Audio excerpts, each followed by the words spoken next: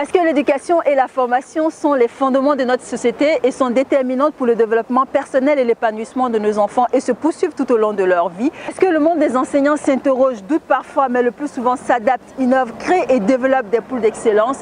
Et parce que le savoir-faire pédagogique ivoirien doit se mesurer, se confronter à la réalité internationale, nous sommes au Salon européen de l'étudiant en France. 6 jours de découverte sur les nouvelles pédagogies d'enseignement, de conseils d'orientation et de formation pour les élèves. Alors, bienvenue dans ma nouvelle école.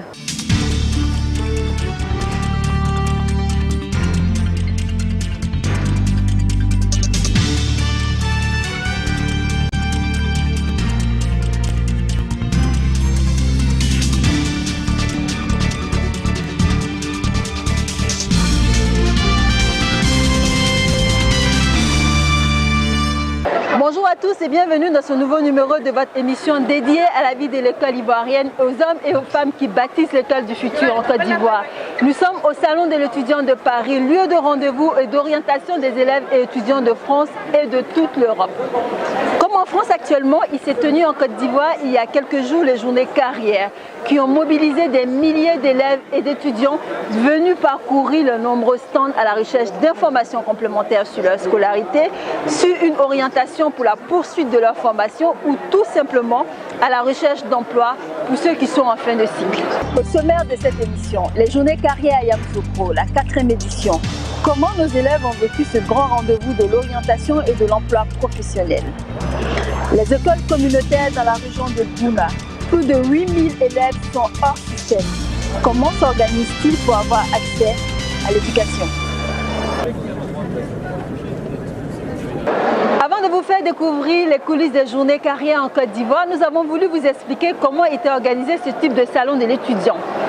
En France, créé par la Ligue de l'enseignement, le Salon européen de l'éducation est devenu au fil des éditions le plus grand rendez-vous de tous les acteurs et partenaires du système éducatif européen. Je suis avec M. Cédric Bloquet, délégué général de la Ligue de l'enseignement de Paris. Bonjour M. Bloquet. Bonjour. Donc c'est vous qui organisez ce salon et pas le ministère de l'Éducation nationale. Effectivement, nous organisons depuis maintenant plusieurs années ce salon de l'éducation. Donc la Ligue de l'enseignement, acteur associatif majeur français, agit complémentaire de l'école de la République, agit pour permettre aux enfants et aux jeunes de découvrir les métiers, de pouvoir s'orienter, de pouvoir s'informer. 500 000 jeunes, 500 000 jeunes adultes viennent parcourir ces allées, viennent interroger les uns ou les autres, viennent interroger les institutions, puisque des ministères, le ministère de l'Intérieur, le ministère de l'Éducation nationale, le ministère de l'Environnement, tous ces ministères sont là aussi. Premier salon, je dirais, qui permet à toute la communauté éducative d'être réunie en un seul lieu pour mieux proposer aux jeunes d'aujourd'hui des parcours de formation et professionnelle pour leur avenir. La prochaine fois aux journées carrières d'Abidjan. Sans problème. L'année prochaine. Sans problème. Merci. Merci. Comme je vous le disais tantôt, en France comme en Côte d'Ivoire, le Salon de l'étudiant ou journée carrière est l'un des grands événements annuels du ministère de l'Éducation nationale. Initiée depuis 2013, cette 4e édition des journées carrières qui s'est déroulée à Yamoussoukro est sans conteste selon les visiteurs l'édition de la maturité. Elle aura permis à nos élèves et étudiants de se familiariser avec plusieurs corps de métier. Parents et élèves se sont rués sur les stands des acteurs du système éducatif à la recherche d'informations d'orientation pour leurs enfants. Comment s'y prennent-ils? Notre équipe de reportage au cœur de l'événement vous fait vivre en temps réel ces journées. Les journées carrières, le plus grand rendez-vous de l'orientation en Côte d'Ivoire. Initié par le ministère de l'Éducation nationale à travers la direction de l'orientation et des bourses, la dernière édition, la 4e du genre, s'est déroulée à Yamoussoukro au pied de la basilique. Elle ne pouvait échapper à l'élève Yao Evelyne Ndanguessan, en classe de seconde C, au lycée Mami Adjoua de Yamoussoukro, qui souhaitait découvrir ce que ces journées pouvaient lui offrir. Evelyne a la caution de son père. Ce dernier n'a jamais voulu imposer une orientation à sa fille. Il faut dire que ce qui serait intéressant, c'est que l'enfant puisse exercer le métier selon sa vision. En tout cas, je fais tout pour les orienter dans ce sens. Je n'impose pas pour le moment de choix. Parlant de journée carrière, c'est certainement informer les élèves, la population, sur ce qu'elle pourrait devenir bien plus tard. D'ailleurs, quand elle m'a en parlé, j'étais très satisfait. Mais surtout, je lui ai dit, arrivé à la journée carrière, prends le temps, non seulement d'écouter, mais de poser des questions. Ça te permettra, n'est-ce pas, d'avoir une ouverture d'esprit et de voir véritablement ce que tu voudrais faire dans la vie. Comme Evelyne et ses sœurs, ce sont des milliers d'élèves venus de Yamoussoukro et ses environs, Saint-Fra, Toumoudi, Oumé, Tiébissou, Boisflé, qui ont pris d'assaut les 82 stands dressés au lycée scientifique pour l'événement. Les élèves arrivant par groupe sont accueillis à l'entrée du lycée scientifique dans la grande cour. Ils sont briefés par des conseillers d'orientation qui les guident sur les différents stands qui sont éparpillés au sein du lycée scientifique de Yamoussoukro. Nous avons au total 82 stands. 82 stands représentés par des structures de formation, des structures de recrutement, des entreprises, des corps de métier. L'École nationale supérieure de statistique et d'économie appliquée d'Abidjan, ENCA, présente à ce salon, n'est pas passée par 4 chemins pour convaincre ses visiteurs qu'elle ne connaît pas de chômage. Et donc nous formons dans 4 filières. La première filière, c'est la filière des agents techniques de la statistique. Et cette filière est ouverte aux élèves de la terminale C, D ou E. Et le concours, la composition se fait sous réserve du bac. Madame, est-ce qu'il y a un âge requis pour entrer dans votre établissement? Et l'âge requis, c'est 22 ans maximum. Quand vous rentrez à l'école de statistique, vous travaillez automatiquement, il n'y a pas de chômage. Un tour chez les professionnels du Centre d'animation et de formation pédagogique CAFOP, surtout très sollicité ces 3 dernières années. Vous voulez plus tard embrasser une carrière d'enseignante au primaire.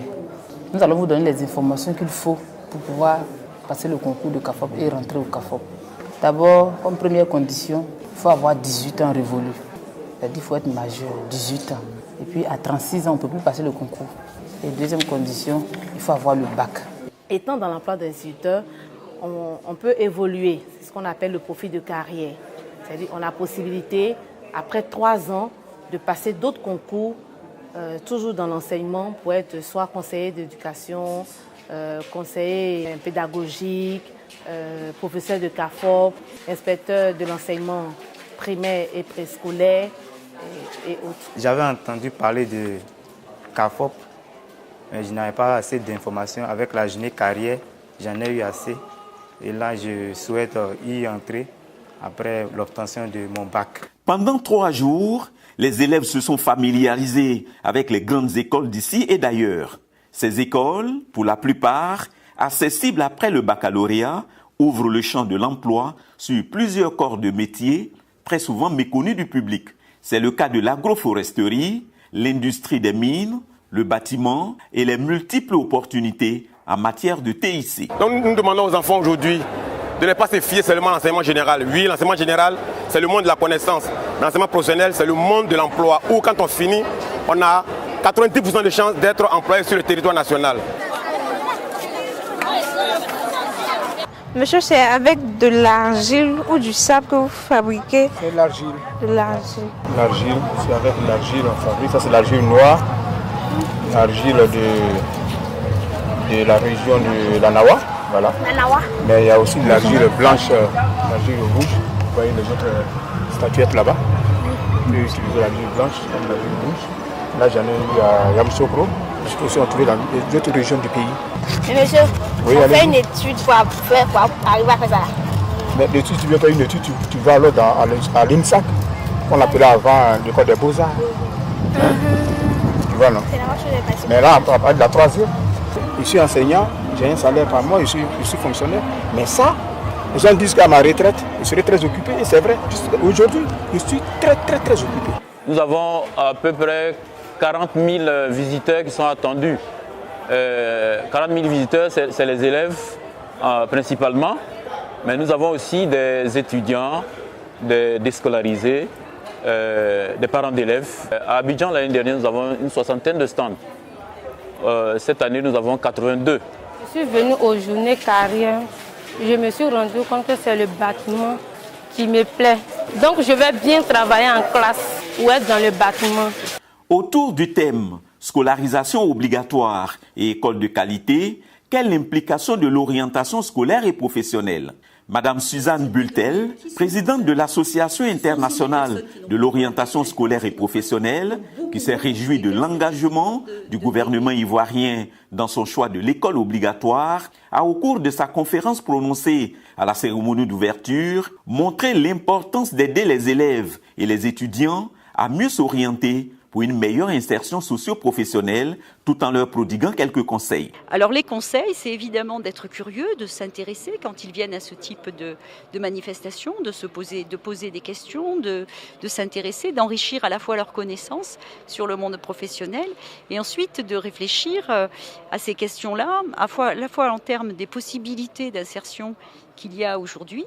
Donc ce type de journée des carrières permet à un moment donné de prendre conscience de ce que sont réellement les métiers, de ce qu'ils impliquent, et puis de faire des choix, et pour certains qui ont déjà des idées, éventuellement de confirmer leurs choix. Les pays comme l'Angleterre, le Canada, les États-Unis, la France, l'Inde, le Maroc, le Togo, la Turquie et la Tunisie ont marqué leur présence à cette 4e édition pour faire connaître les opportunités d'études dans leurs pays respectifs. Ce sont les spécialités qui intéressent la nouvelle génération. Surtout la haute technologie. Au niveau d'informatique, nous avons la technologie des réseaux informatiques. Au niveau de l'informatique, informatique et multimédia, aussi l'informatique de gestion. Les conditions d'accès, on a une seule condition en fait, c'est d'avoir le bac. On a visité plusieurs stands. Donc je retiens que la journée carrière est une bonne chose qui permet aux élèves d'avoir plusieurs débouchés sur ce qu'ils veulent faire dans le futur.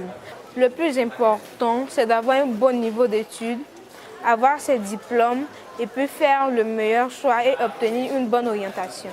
Le panel et la causerie débat sont devenus presque une tradition dans l'organisation des journées carrières du ministère de l'Éducation nationale. C'est une plateforme d'échange entre les personnes ressources en matière d'orientation, les parents d'élèves, les élèves et le grand public autour d'un thème précis. Cette année, le panel a porté sur le thème « Quelle stratégie et quelle collaboration autour des passerelles pour une scolarisation réussie ?» Et la causerie débat avec pour thème « Choix scolaire et professionnel, quelles procédures et stratégies ?» Donner cet esprit entrepreneurial aux enfants, donner cette culture entrepreneuriale aux enfants, pour que les enfants sachent que quelle que soit la voie qu'on choisit, on peut y réussir. L'essentiel, c'est d'y mettre du sien. Il faut travailler.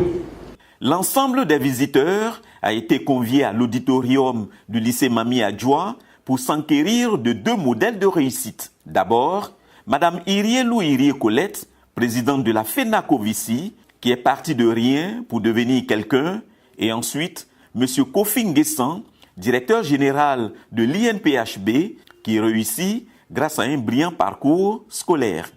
Ce qu'ils ont de commun, c'est leur capacité, leur passion, leur travail, leur enthousiasme, leur objectif, ce qui les pousse à aller loin.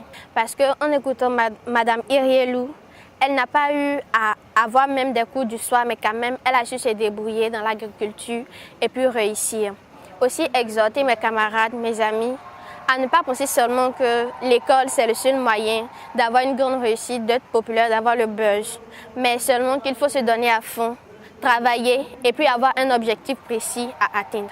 On ne peut pas forcément réussir dans les métiers classiques, mais qu'on peut aussi réussir dans les métiers comme l'élevage, l'agriculture, qui ont beaucoup plus de débouchés même et qui sont recherchés par l'État que nos métiers classiques comme être avocat, être juge et autres. Le ministère de l'Éducation nationale a remis à chaque structure exposante un diplôme de participation. C'est un événement qui doit continuer d'être organisé parce que ça permet à chacun de se présenter.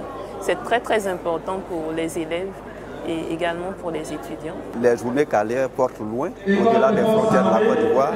Et donc je pense que la 5e édition, c'est sûr que ça va bien donner. La 4e édition de lancement des journées carrières à Yamoussoukro a connu un grand succès au regard de la grande mobilisation qu'elle a occasionnée durant les 3 jours. Vive l'édition 2017. À Paris aussi, nous avons interrogé 3 profils de visiteurs pour savoir comment ils s'organisent pour le salon de l'étudiant. Un élève qui vient tout seul se renseigner, celui qui vient accompagné d'un membre de la famille ou celui qui vient avec sa classe ou en groupe. Le collège nous a donné cette chance de venir en groupe et nous nous sommes dit qu'en groupe c'était mieux qu'être tout seul parce qu'en allant au stand c'était plus intéressant parce que quand on est tout seul on n'ose pas vraiment parler. Et en groupe, bah ouais, c'est mieux.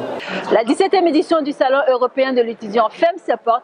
La 4e édition des Journées Carrières de Côte d'Ivoire aussi.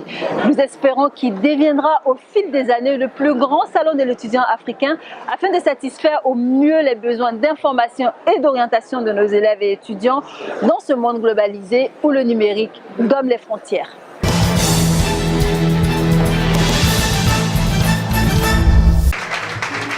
Les autorités administratives et la chefferie traditionnelle d'Okuyo dans le département de Soubré, accompagnées de la directrice nationale de l'alphabétisation et de l'éducation non formelle, ont assisté au premier cours d'alphabétisation marquant le lancement officiel de la campagne d'alphabétisation de 3000 membres de groupements féminins initiée par le ministère de l'Éducation nationale.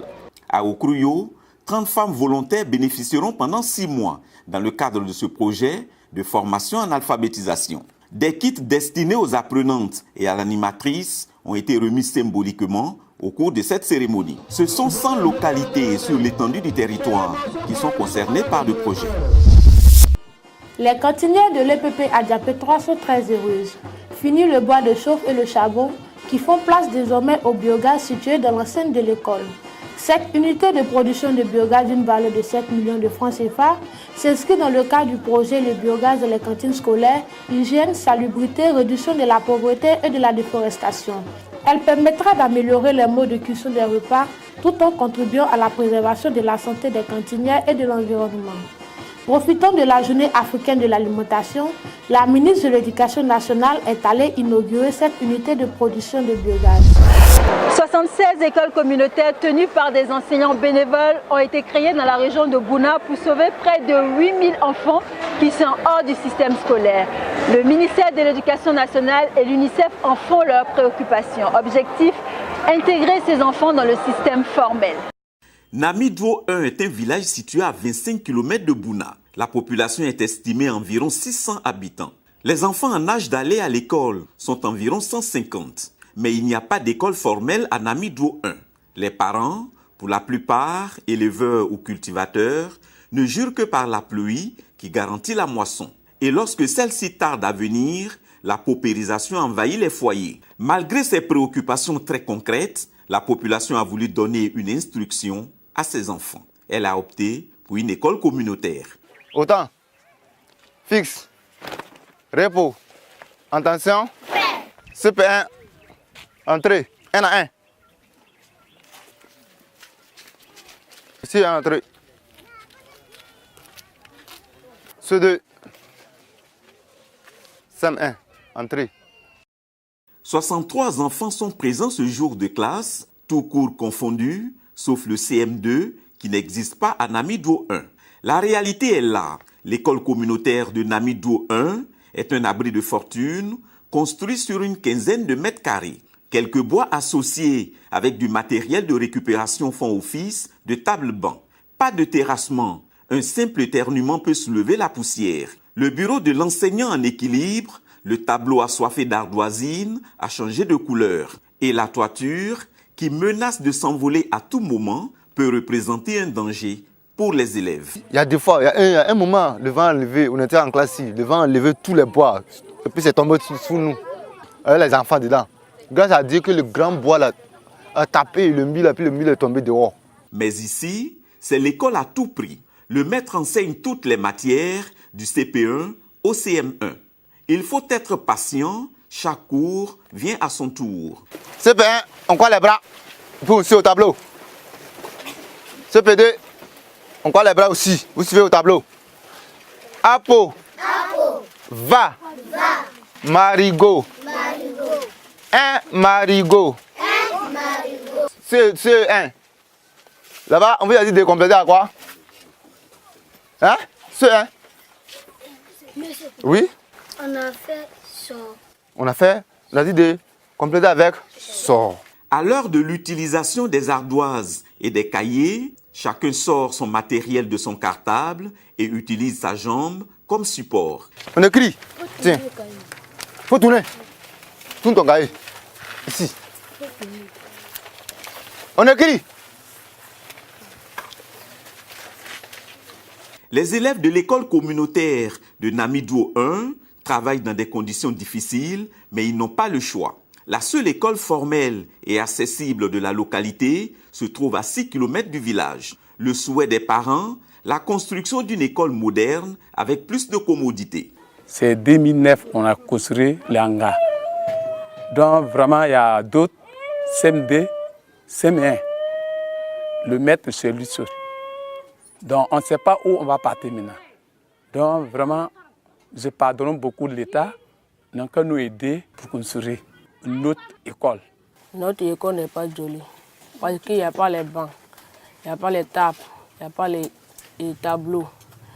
Et puis on est dans la poussière. Je veux qu'on ait construit une grande école pour nous donner. L'initiative et la gestion des écoles communautaires dans la région ont été impulsées par M. Ian Tilpouté Dominique, conseiller en alphabétisation. Passionné de l'éducation, il crée ses écoles avec l'accord des parents et recrute les enseignants. J'ai constaté que dans les villages, vraiment, il y a assez d'enfants qui ne sont pas scolarisés. Vous savez, ici, il n'y a pas assez d'écoles. Dans les gros villages, il n'y a pas d'école. Et puis, généralement, ces villages-là sont très éloignés des écoles formelles. Donc, je me suis dit, mais si je fais l'alpha avec les grandes personnes, pourquoi ne pas créer des écoles communautaires pour aider aussi les enfants? Et avec les parents, on s'est entendu dans presque beaucoup de villages et j'ai créé des écoles. Actuellement, j'ai 83 écoles communautaires, mais il y a 76 qui sont fonctionnelles, c'est-à-dire j'ai 76 écoles où j'ai pu mettre des enseignants bénévoles. J'ai au total 7193 élèves communautaires. Comme toute œuvre humanitaire, sa mise en œuvre ne peut se faire sans difficulté. C'est les villages qui gèrent eux-mêmes leurs maîtres, parce qu'on fait payer le salaire des bénévoles par les parents. Donc il y a des villages qui n'arrivent pas à tenir le coup. Ça fait qu'il y a des écoles communautaires qui n'ont pas une durée de vie. 2 ans, 3e année, s'ils n'arrivent pas à honorer à leur engagement, vous voyez que les enseignants désertent. Le grand, là, celui qui a 17 ans seulement. Mais lui aussi n'a pas encore de licence. C'est en fin de ça, donc il y a beaucoup qui n'ont pas des essais de licence pour que tu vas les contrôler à quel âge chacun a. Si il y a l'école ici, là, il y a des villages à côté. Mais c'est à cause de ça, comme c'est petit là, les enfants ne viennent pas. Mais s'il y a l'école aujourd'hui, là, tu vas trouver des 100 et quelques enfants ici à l'école. J'ai un problème de mobilité. Je n'ai pas d'engin, donc je me suis débrouillé pour acheter une moto, mais qui n'est pas adaptée. C'est avec ça que j'ai fait les 3 départements. Initiatives nécessaires qui, bien qu'imparfaites, sont très utiles car elles apportent le savoir aux enfants qui n'ont pas d'école au moment où celle-ci s'impose à tous. Les écoles communautaires viennent comme une alternative à l'offre d'éducation de ces enfants qui sont dans des localités où il n'y a pas encore d'école officielle. L'UNICEF apporte des kits scolaires, des sacs écoliers et renforce les capacités des enseignants bénévoles. Monsieur Kofi Hyacinthe est directeur régional. Au nom du ministère de l'Éducation nationale, il sillonne la localité pour non seulement encourager les parents, mais surtout leur apporter l'espoir d'une situation meilleure à l'horizon. Ces enfants-là, il faut qu'ils deviennent comme moi. Je vous demande pardon. Laissez les filles là aller à l'école. Laissez les garçons aussi aller à l'école. Si ton mari prend l'enfant là, il dit on n'a qu'à aller au champ, il faut dire non, non, non. Place là, c'est ici.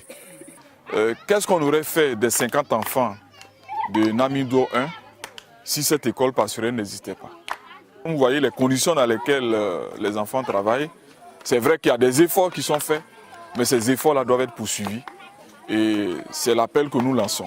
Les femmes de Namidou 1, pour la plupart, des mères d'élèves, ne se laissent pas prendre par le découragement. Elles ont compris le bien fondé de l'école.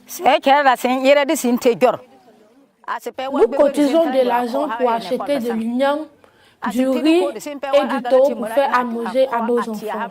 De temps en temps, nous venons balayer la cour. La seule difficulté, c'est que nous n'avons pas d'eau potable. Et le peu que nous trouvons, nous la partageons avec les moutons et les bœufs. En attendant qu'une école formelle et moderne s'implante en Amidou 1, les élèves s'appliquent jour après. Ici ou ailleurs, la réussite se trouve au bout de l'effort.